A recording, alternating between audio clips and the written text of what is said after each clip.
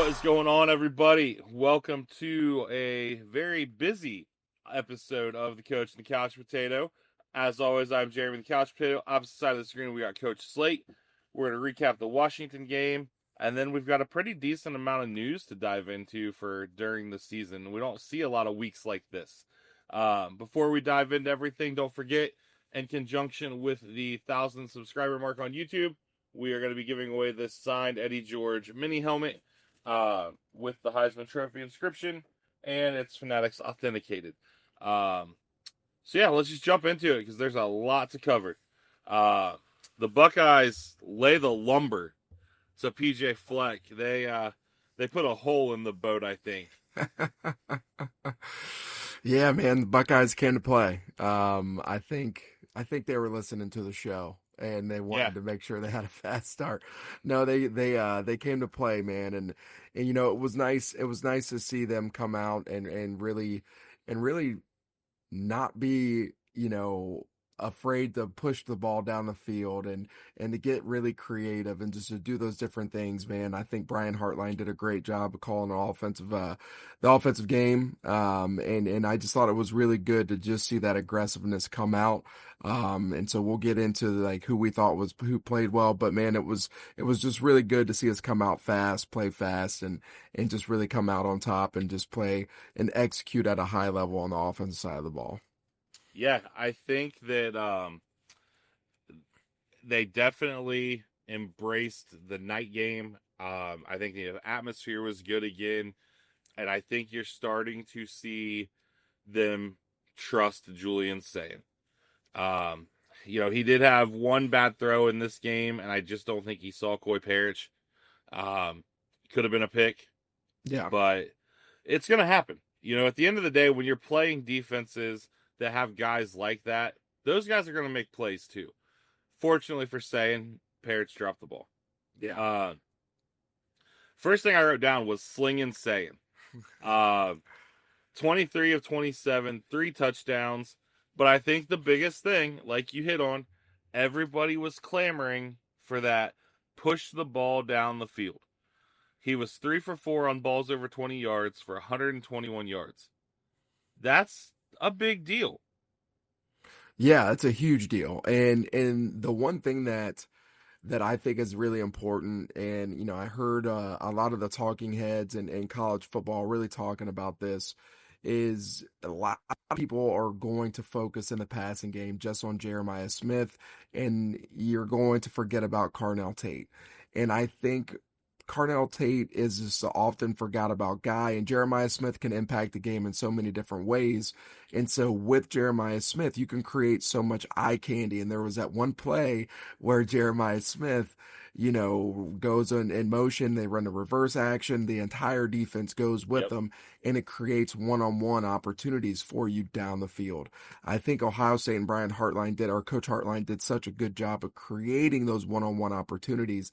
And I think Julian Sayin does a really good job of just giving our guys the opportunity to go win those 50-50 balls. In the first few weeks of the season, when he would throw those deep balls, he was just kind of giving them 50-50 shots. But this week, he was like really catching them and putting them in stride. And so I just think when we're able to take those shots down the field, it doesn't have to be 8 to 10 times a game. As long as they're efficient, you know, 3 to 4 times a game like we did, I just think we have the guys that are going to go get it. And obviously Carnell Tate really showed what he can do. And he was on full display on Saturday. Yeah, we'll get to Carnell in a second. A couple of season-long stats on Sayin that really caught my eye after this game. For the season, he is 10 of 11 for 473 yards and 6 touchdowns of throws over 20 yards in the air. That's pretty impressive.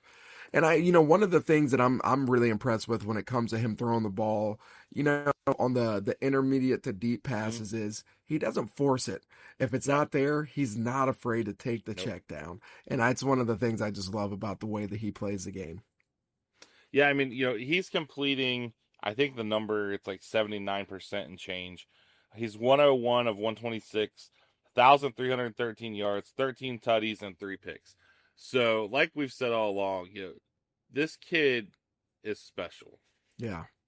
Yeah, he's a baller, man. He's a baller. And you can just see the confidence that is just growing each and every week. And, obviously we're going to talk about it a little bit later in the week, but with Illinois coming up, you're going to have a much better defense. And so it's going to be a good test for him, but that confidence is just continuing to grow. And so Coach Hartline and Coach Day are just going to expand the opportunities that they're giving him. Yeah, for sure. Carnell Tate, you hit on it. 9 catches, 183 yards, a touchdown.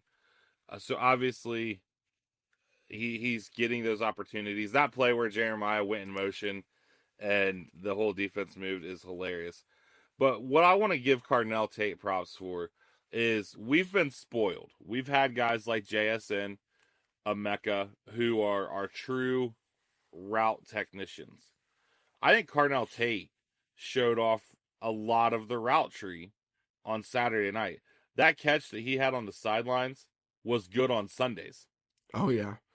Yeah, Carnell is a complete receiver. He's so smooth. He doesn't get enough credit for the size that he is as well. Yeah. He's a pretty good size receiver.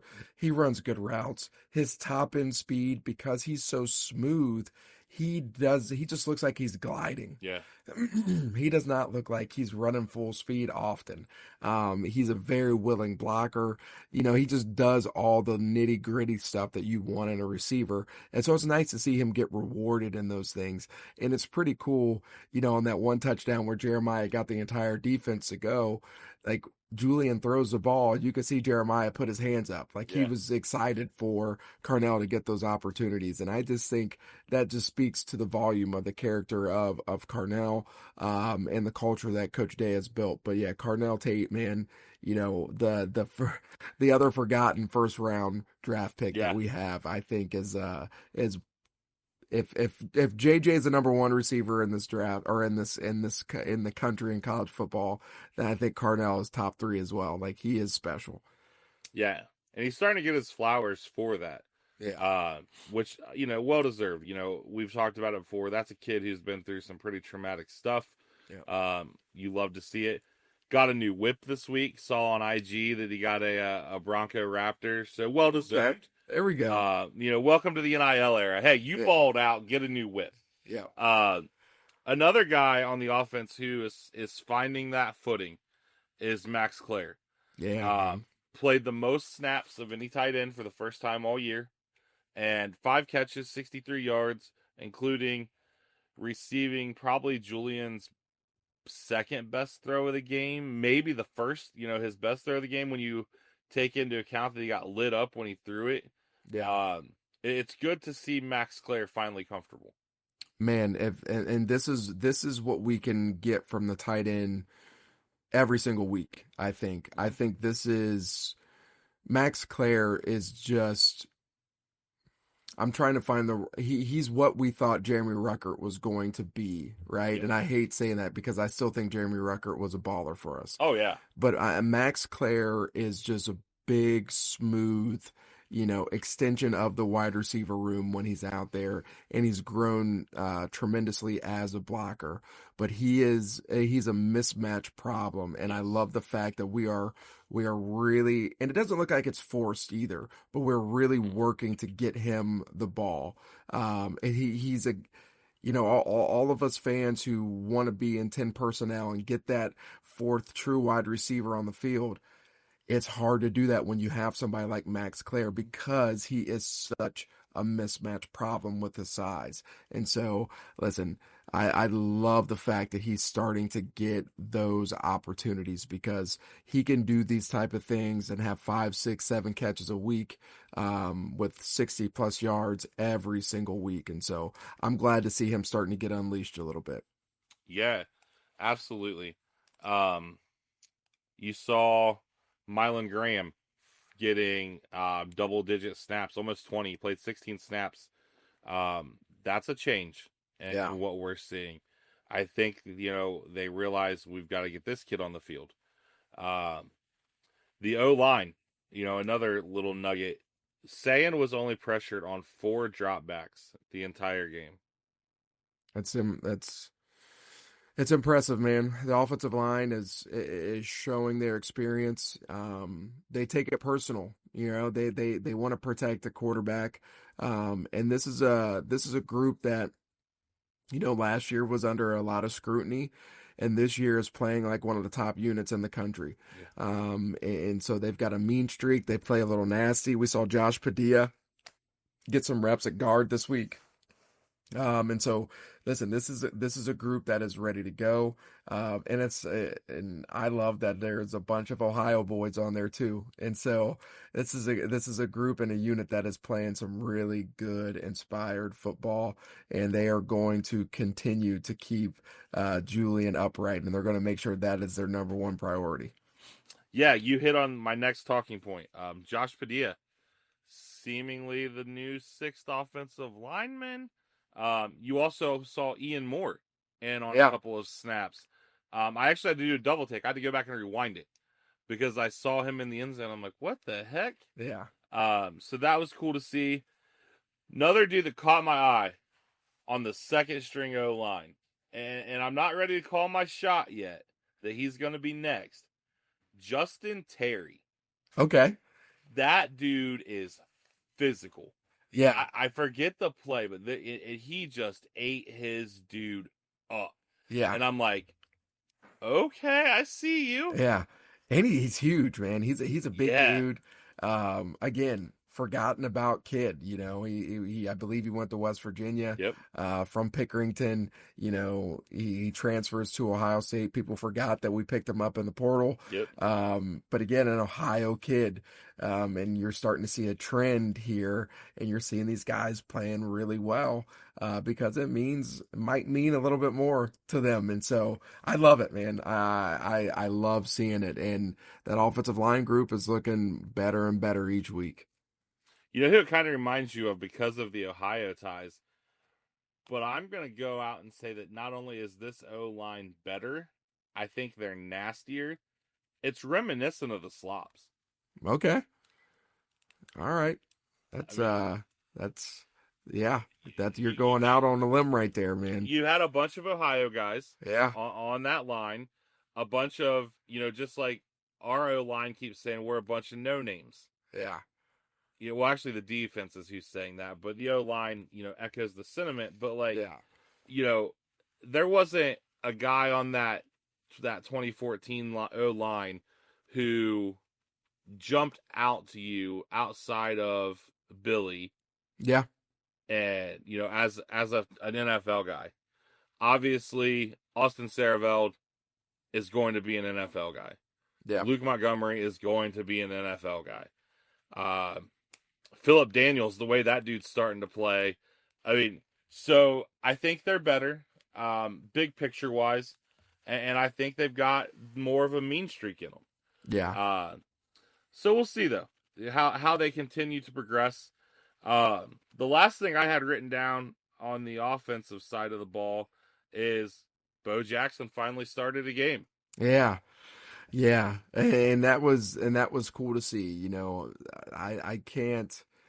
It's pretty awesome to see a freshman finally get those opportunities when you know that they are the best one for the job. Yeah. You want to see it done over multiple weeks before you make that move. Yeah. And I love the fact that Ohio State is not afraid to do that. It's clear over the last 2 weeks of the season that he is the top running back. And so they went ahead and did that, and he's continuing to prove that. And so Bo Jackson, this is your running back room now. You are the leader in the clubhouse. Go continue to run like that. CJ, you're still going to get those carries in the red zone. You're still going to be our short yardage guy. And James Peoples, you're going to continue to you're going to get can't talk. You're going to continue to get your opportunities, and so you better maximize them. Whether it's throwing the ball, in those gadget type plays, but you're going to get those opportunities, so you better maximize them. I think James Peoples played well towards the end of the game and did some good things, and I think CJ is still going to be that bruiser type guy that we utilize in the red zone. And so I think the top three running backs have solidified spots, but Bo is definitely the guy, and it's really good to see him just really take control and ownership of that spot. Yeah, and I noticed there was a play they sent pressure right up the middle, and Bo picked it up. Yeah. Obviously, that's one thing you worry about with a freshman running back. Yep. We've seen it, in the past. J.K. Dobbins struggled to block a little bit as a freshman, and then that got better. We've never had a back that blocks like Zeke still to No. this day. And I don't know that that's going to be Bo, but at least he's looking sufficient. Yeah. Defensively, those guys did the thing again. 3 points. Arvell and Sonny out there flying around like menaces. IGB, Lorenzo, Jermaine playing lockdown. Caleb Downs, you never know where he's going to be at. Really, the whole defense again gets their flowers. Couple of things I noticed there. Peyton Pierce, because we ran a lot more 4-3. You saw Peyton Pierce earlier. And Will Smith Jr., another TFL. Yep. This dude's coming. Yeah, he is. Yeah, the defense played really well, man. Peyton Pierce is a dog. He's deserving of being on the field, and I love the fact that they're finding ways to make sure that he does get on the field. I think Coach Patricia has just done a phenomenal job of finding ways to utilize our talent and maximizing the people that we have on the field. The way that we use Caleb Downs is just it's 1 second he's at will linebacker, the next second he is playing in the middle of the field safety. The next second he's walked up as a outside linebacker, and it looks like he's about to pressure. There's just so many different ways that they utilize him. The interior defensive line is continuing to improve each and every week with guys like Will Smith stepping up. Edric Houston, I think, had his best game of the season, and so that was good to see. We talked about it before we got on here with Bo Atkinson starting to step up for us as well. The defense after that first drive, really made the adjustments and did what they had to do to get stops, man. And so I am very, very pleased with where this defense is at. And shout out to IGB for locking some things down, not getting called for holding in some certain spots where he was in some one-on-one coverage, and even the commentators were shocked that he didn't get called for holding on a few of those plays. And there was one that was close, but the receiver was a little handsy too.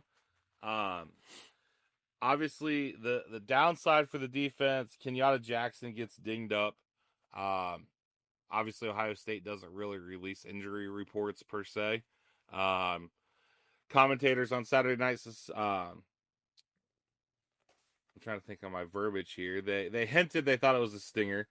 Ryan Day came out today and said that there's optimism Kenyatta will play on Saturday against Illinois, which is awesome. Yeah. And obviously, if he doesn't go, I think Bo Atkinson would start. You would see Logan George and Zion Grady as the backups because of something we're about to jump into. Yeah. Zion Grady is way bigger than I thought. I remember seeing him down in spring practice. I saw him over the summer as well. Good sized kid, but seeing him on the field, you can tell that he is enjoying the meals that they get in the Woody, and in a good way.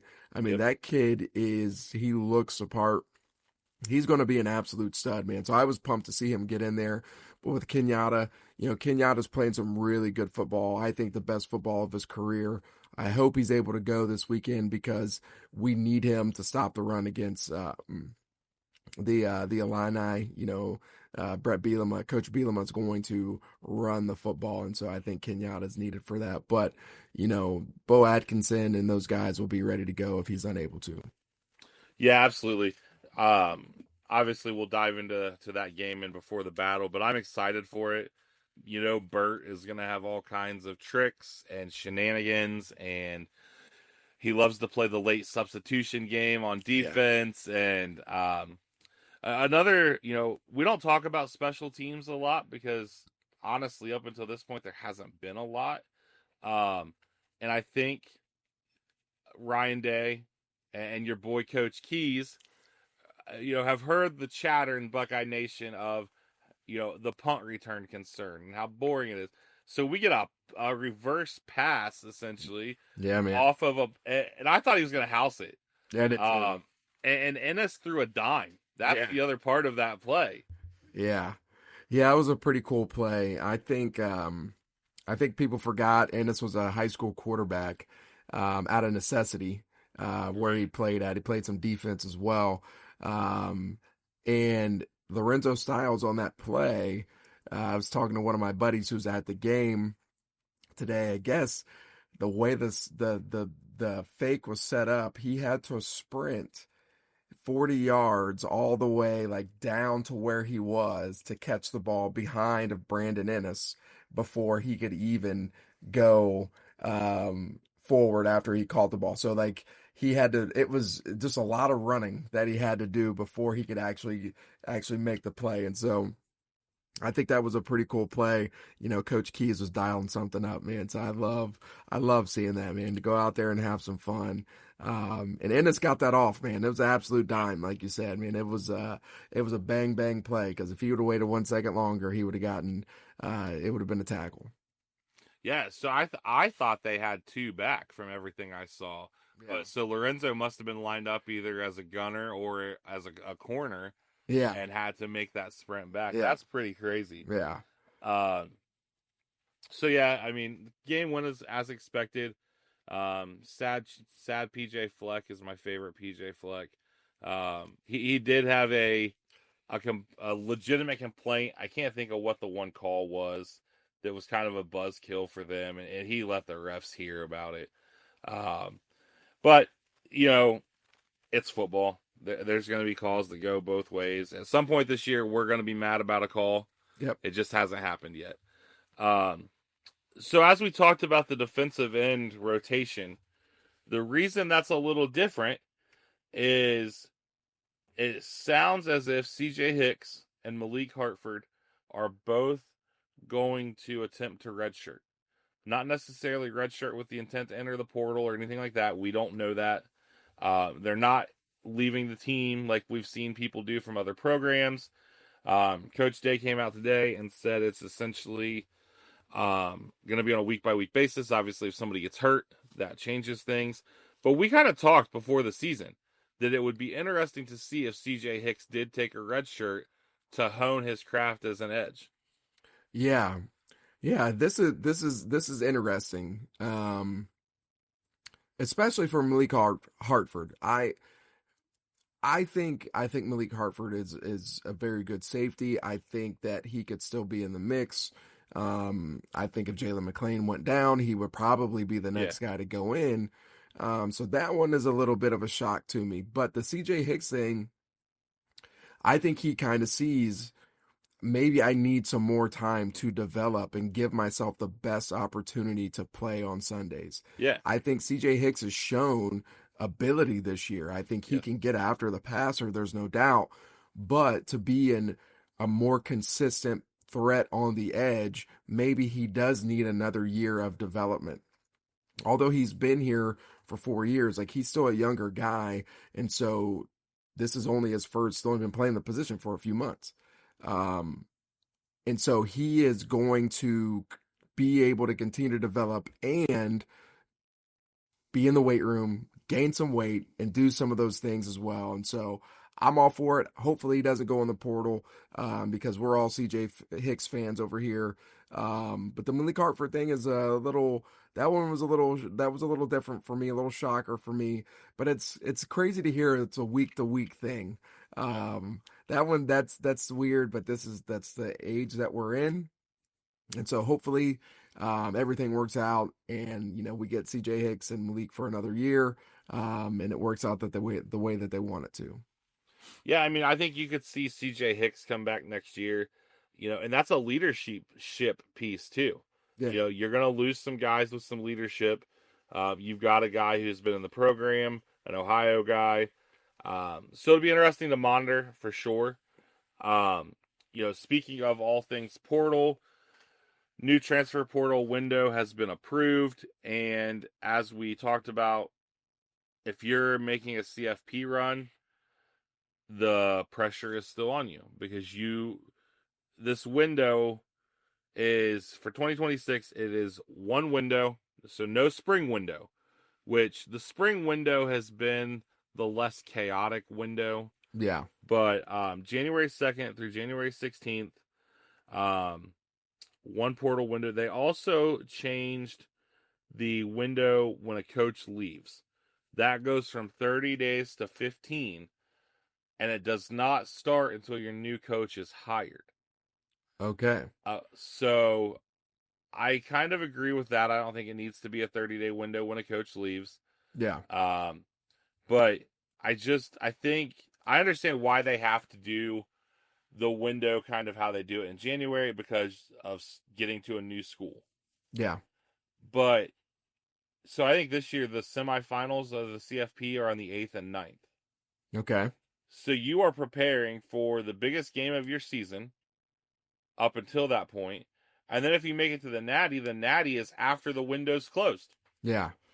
Yeah, man, it's weird. I don't. I think the playoff teams kind of get screwed in all of this. It's a tough place to be. It puts the college coaches, obviously the ones who are in the playoff, in a tough spot.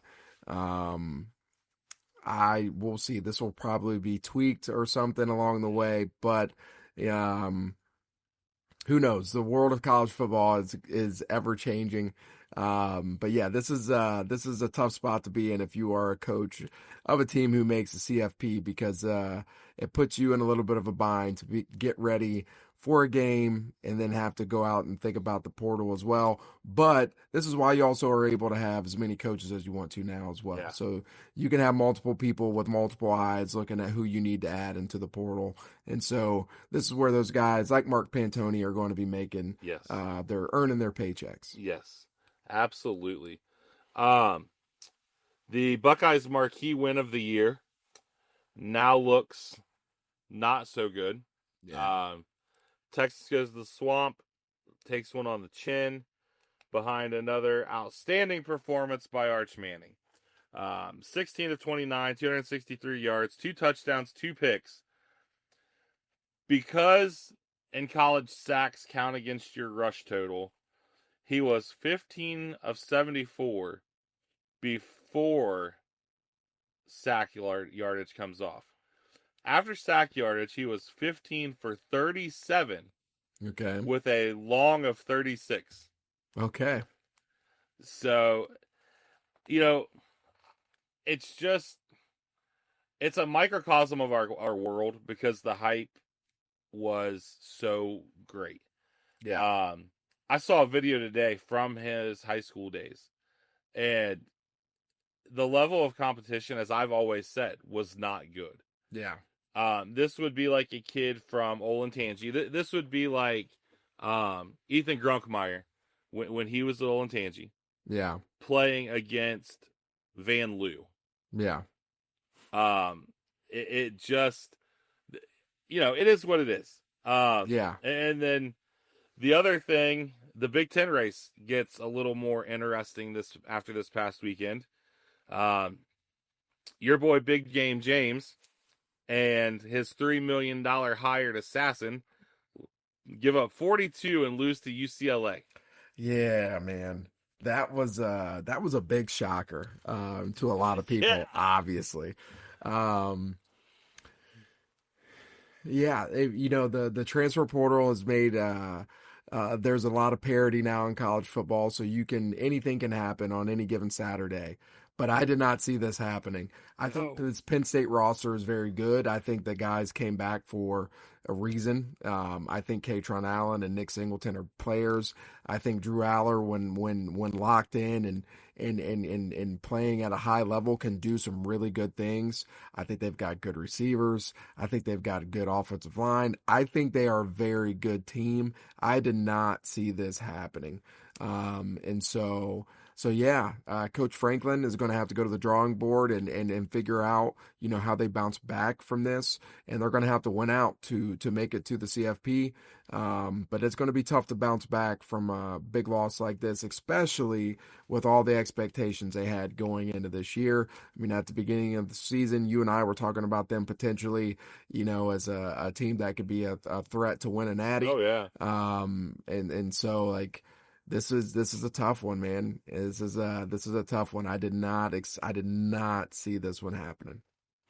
No, and what's crazy is there was a dude on the 11 Warriors message board who created a thread last week about how the Big Ten may have an 0-12 team in UCLA. And then UCLA goes out and does this. Yeah. Um, we hit last week. We talked about how this had the potential to be a surprisingly big recruiting weekend, and it was. We talked about Corbin Fordham last week, and he officially flipped to Florida State. Aaron Thomas was also at Florida State this weekend, but that's okay. Ohio State had a very nice visitor list. We talked about the two surprise visitors that were being hinted at. Those were both official visits. One was Amari Latimer, Wisconsin commit, composite 4-star running back from Tyrone, Georgia.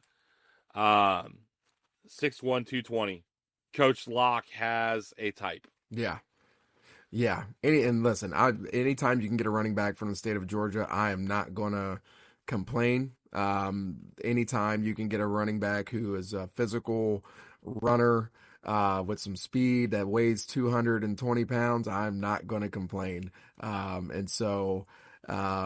Yeah, Coach Locke has a type, and I think if we're able to get this kid to commit, this is somebody that we need to keep an eye on for sure.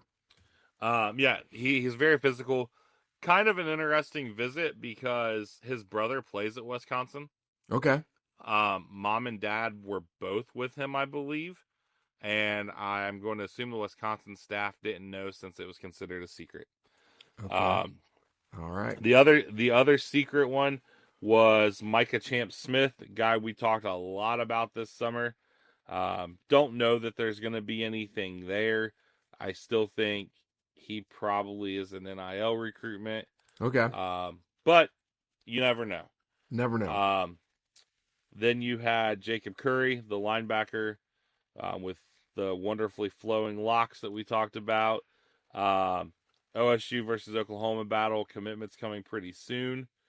And then Kamari Bing, a guy we talked about from the Maryland area, committed to Maryland, has been since August of 2024, comes out of the visit saying the right things, that it's an Ohio State and Maryland tie, blah, blah, blah, blah, blah, and then decommits from Maryland.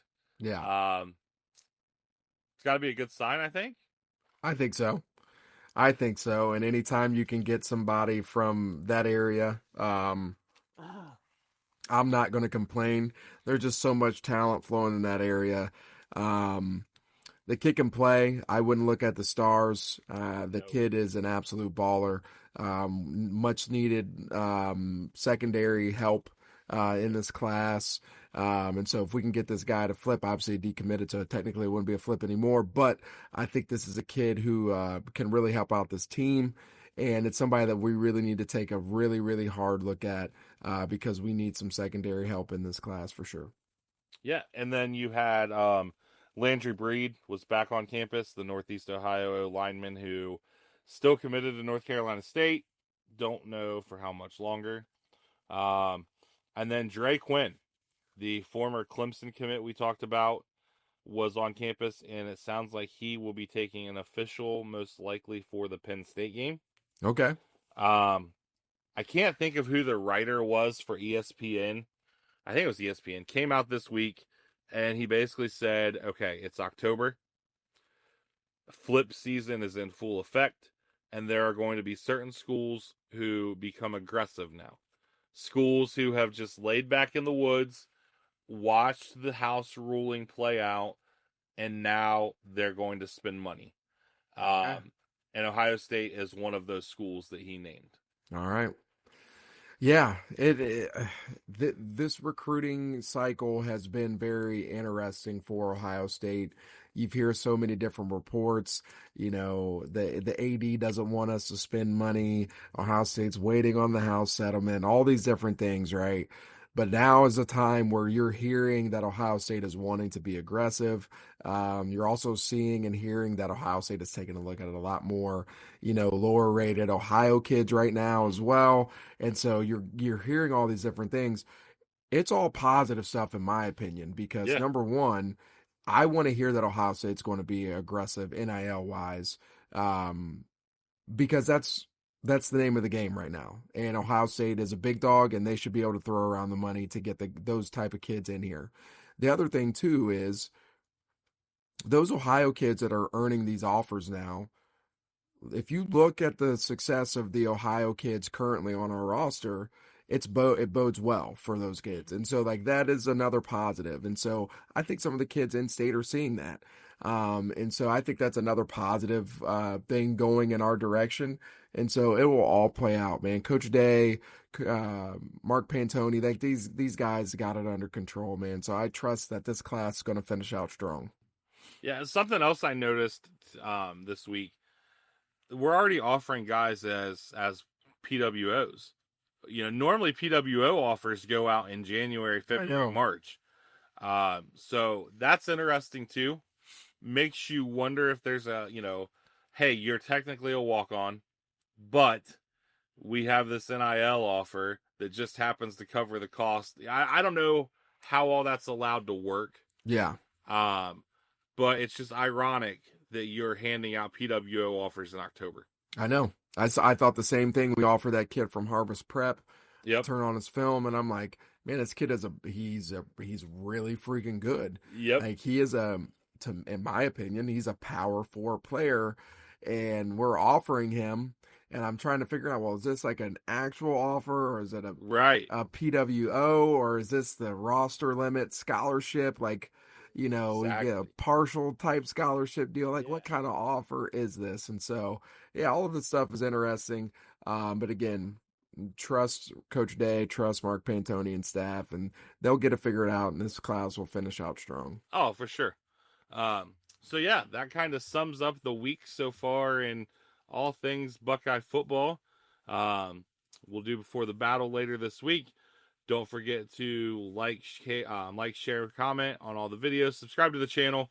Share the videos on socials. Spread the word. We're slowly ticking there, and we appreciate all the support.